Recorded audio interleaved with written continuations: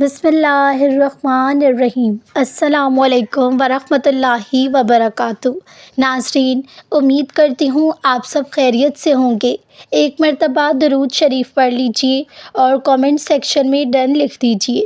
زندگی میں ہر شخص تمہارا خیر خواہ نہیں ملے گا۔ جہاں لوگ تمہارے ہنر کو تالیوں سے سراہیں گے، وہیں کچھ لوگ تمہارے ہنر کو میلا بھی کریں گے۔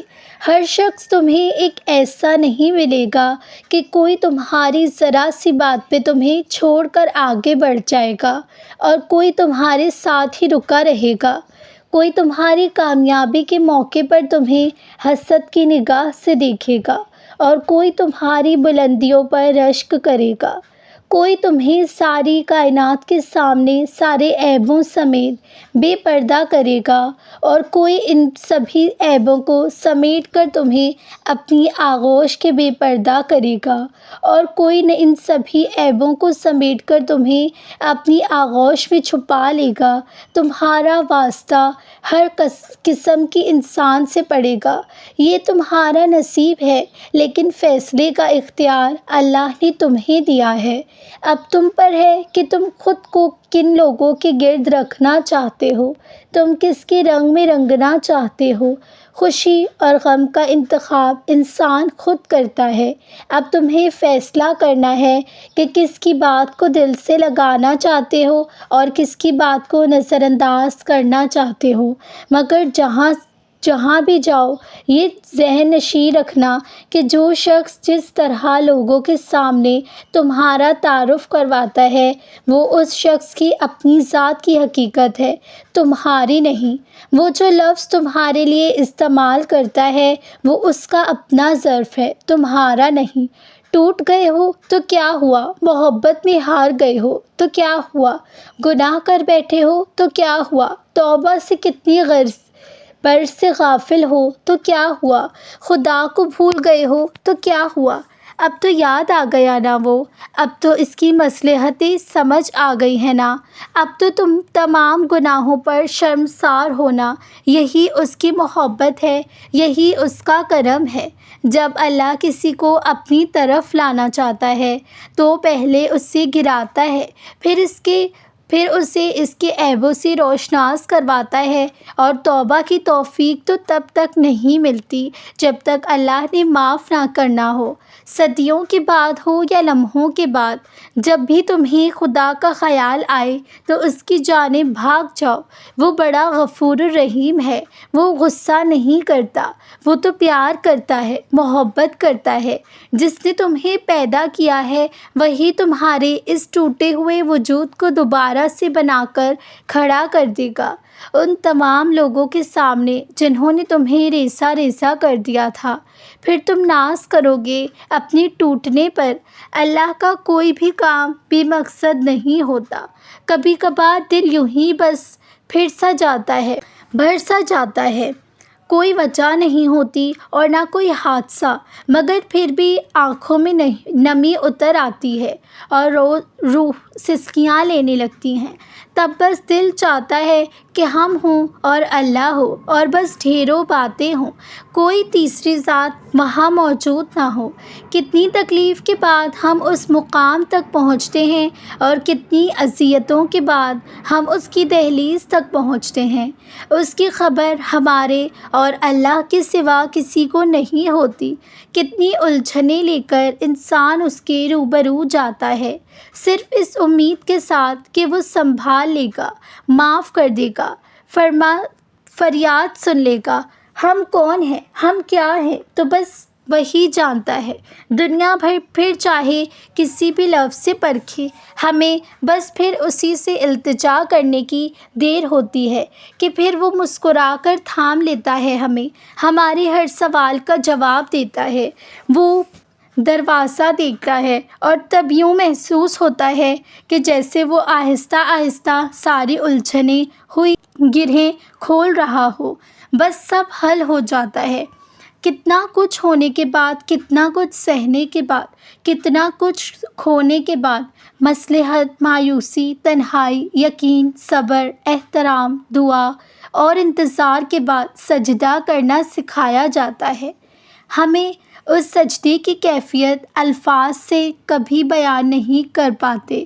جب انسان آخرکار اللہ کے روبرو کھڑا ہوتا ہے، وہ سجدہ اتنا تکلیف دہ ہوتا ہے کہ دل چاہ رہا ہوتا ہے کہ ابھی بھی سر سجدے میں گرے اور روح پرواز کر جائے۔ اور اس وقت کا منظر الفاظ میں کیسے بیان ہو سکتا ہے جو اللہ سے ملاقات کے وقت کی جاتی ہے۔ ندامت سے بھری آنکھیں اور شرم سے بھرا دل اس کے سامنے کھول کر رکھ دیا جاتا ہے۔ آنکھوں سے رواں آنسو اور صبر کی کیفیات سنائی دی جاتی ہیں جب نہ دائیں جانب کوئی شخص ہوتا ہے اور نہ بائیں جانب۔ 400 اللہ کی آغوش محسوس ہوتی ہے، جیسے اسے زور سے گلے لگا رکھا ہو۔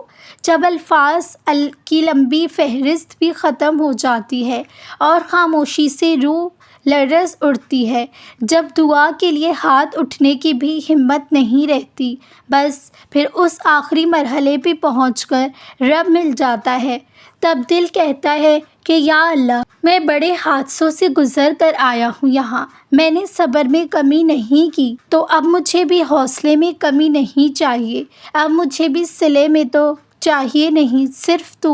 بس وہ مل جاتا ہے اور سب مکمل ہو جاتا ہے۔ کچھ چیزیں ایسی ہوتی ہیں کہ جنہیں ہم خود سے جدا نہیں کر پاتے اور نہ ہی دل انہیں اپنے اندر سے نکالنے پر آمادہ ہوتا ہے۔ وہ لمحہ ہوتا ہے جب ہمیں لگتا ہے کہ اب اگر وہ چیز ہمارے حصے میں نہ آئی تو شاید اگلی سانس بھی نہیں آئے گی، مگر ایسا ہوتا نہیں۔ جب اللہ آزمائش میں ڈالتا ہے تو ہمت بھی دے دیتا ہے اور راستے بھی نکال دیتا ہے، مگر وہ راستے سب کو نظر نہیں آتے، کیونکہ وہ راستے یقین کے ہوتے ہیں اور یقین کرنے والوں کو ہی وہاں تک لے کر رسائی ملتی ہے۔ اور دعا اس چابی کی طرح ہوتی ہے جس سے ہر دروازہ چٹکیوں میں کھل جاتا ہے، مگر ہمیں یہ بات تھوڑی دیر سے سمجھ آتی ہے، اور جب سمجھ آ جاتی ہے تو یا اللہ وہ چیز واپس دے دیتا ہے یا اس سے بہتر سے نواز کر پرانی چیز کا خیال دل سے مٹا دیتا ہے۔ دعاؤں سے نصیب تک بدل دیے جاتے ہیں۔ دعائیں تمہارے خوابوں کو حقیقت بنا سکتی ہیں۔ دعاؤں سے تو وہ بھی ممکن ہو جاتا ہے جسے تم اپنے ذہن سے ناممکن سمجھ کر نکال دیتے ہو، اور جب تم کو تہجد تک بلا لیا گیا ہے تو کیسے رد ہو سکتی ہیں لاڈلے بندے کی دعا۔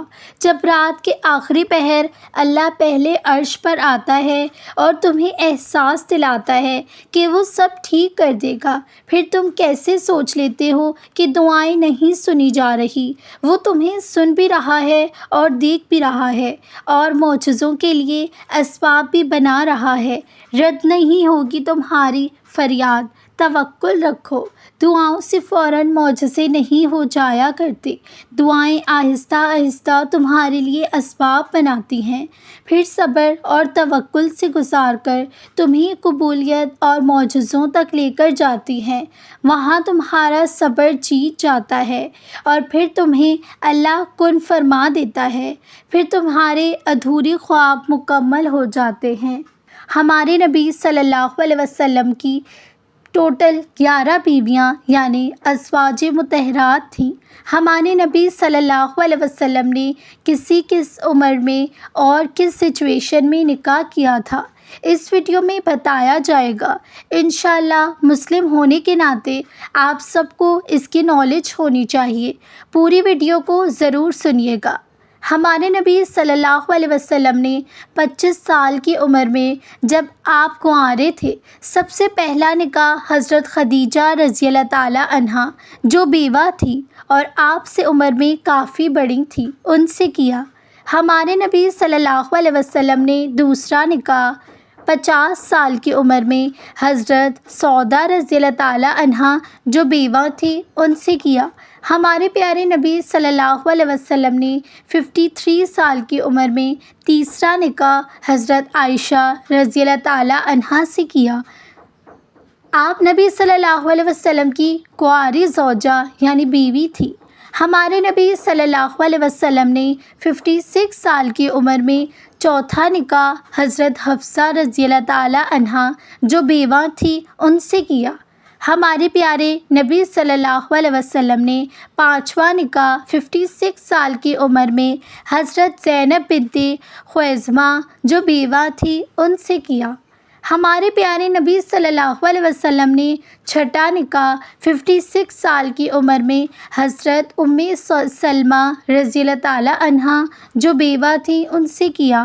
ہمارے پیارے نبی صلی اللہ علیہ وسلم نے 53 سال کی عمر میں ساتواں نکاح حضرت زینب بنت جہاش رضی اللہ تعالی عنہا کی متعلقہ یعنی طلاق شدہ ڈیورس تھی ان سے کیا۔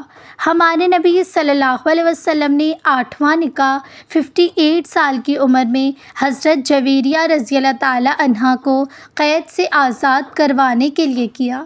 ہمارے پیارے نبی صلی اللہ علیہ وسلم نے نواں نکاح 60 سال کی عمر میں حضرت صفیہ رضی اللہ تعالی عنہا کو قید سے آزاد کروانے کے لیے کیا۔ ہمارے پیارے نبی صلی اللہ علیہ وسلم نے 60 سال کی عمر میں 10واں نکاح حضرت ام حبیبہ رضی اللہ تعالی عنہا جو بیوہ تھی ان سے کیا۔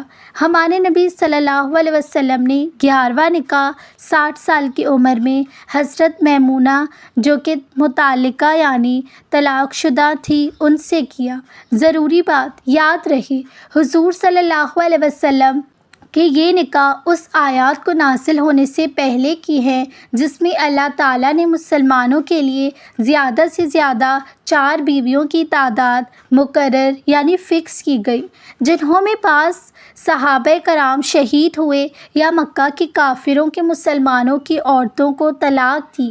ایسے میں حضور صلی اللہ علیہ وسلم نے ایسی عورتوں سے نکاح کر کے اپنی امت کو پیغام دیا کہ ایسی عورتوں کو اپنانے اور اس عمل کو سنت بنا دیا گیا۔ سبحان اللہ۔ ایک سے زیادہ شادی کا حکم اس لیے نہیں ہے کہ اس سے آپ کی نفسیاتی خواہشات پوری ہوں، بالکل بھی نہیں۔ ایک سے زیادہ شادی کی اگر تمنا رکھتے ہو، اللہ تعالیٰ نے اگر اتنا نوازا ہے کہ سب کے حقوق برابر ادا کر سکو گے تو بڑھو آگے، اپناؤ اپنی ایسی عورتوں اور لڑکیوں کو جو بیوہ ہوں، طلاق یافتہ ہوں، اسے کہیں گے سنت، نہ کہ جو پیسے والی ہوں، حسن والی ہوں یا جس سے اپنے افیئرز چل رہے ہوں۔ ویسے ہو اسلام ایسے نکاح کی تعلیم بالکل نہیں دے رہا۔ پہلے ایک سے زیادہ نکاح کے پیچھے کی حقیقت کو سمجھے، پھر ایک سے زیادہ کی تمنا کرے۔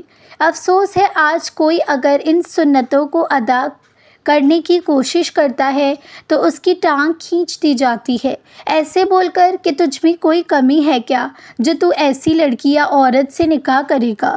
جو لوگ ایسا بولتے ہیں یا ایسا کرتے ہیں وہ سن لیں کائنات کے سب سے بہترین آقا نبی صلی اللہ علیہ وسلم جو واللہ ہر طریقے کے عیب سے پاک ہے، جن میں کوئی کمی کوئی عیب نہیں، انہوں نے ایسی عورتوں کو اپنایا، ان سے نکاح کیے۔ تو تم لوگ جو کسی کو ایسی سنت ادا کرنے سے روکتے ہو، ان کے حوصلے توڑتے ہو، کیا یہ صحیح ہے آپ کے حساب سے؟ خیر، اللہ تعالیٰ تو سب کے لیے اسباب بناتا ہے، لیکن اللہ کریم تو ہر طریقے سے اپنے بندوں کو آزماتا بھی ہے۔ بے شک ایسے کرنے کے لیے معیار اونچا ہونا چاہیے، واقعی دل میں سنت ادا کرنے کا جذبہ چاہیے۔ کہنے کو تو سب نعرے لگاتے ہیں کہ ہم نبی کو مانتے ہیں، لیکن جب بات آتی ہے سنتوں کی پیروی کرنے کی تب سب پیچھے ہٹ جاتے ہیں۔ اللہ کریم ہر ایک کے لیے آسانی فرمائے اور ہمیں بے اعمال اور سنتوں پر عمل کرنے والا بنا دے۔ ہو سکے تو سب کے ساتھ ضرور شیئر کرنا۔ جزاک اللہ خیرن۔